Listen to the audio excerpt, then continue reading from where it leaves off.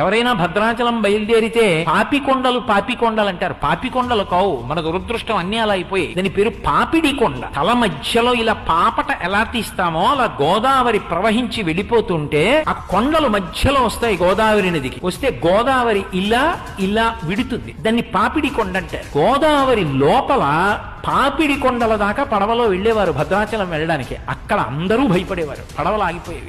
లోపల నుంచి సింహగర్జన వినపడేది. సింహగర్జన వినపడితే ఎవ్వరూ ఏమీ మాట్లాడకుండా పళ్ళెంలో ఎక్కువ కర్పూరం పెట్టి గోదావరికి హారతిచ్చేవారు. హారతిస్తే బుడబుడ చప్పుళ్ళు, పెద్ద పెద్ద బొబ్బలు, సింహగర్జనలు ఆగిపోయేవి. ఆగిపోతే ఆ పక్క నుంచి పడవ భద్రాచలం వెళ్ళేది. ఏంటి ఎందుకు వస్తుంది ఇలా?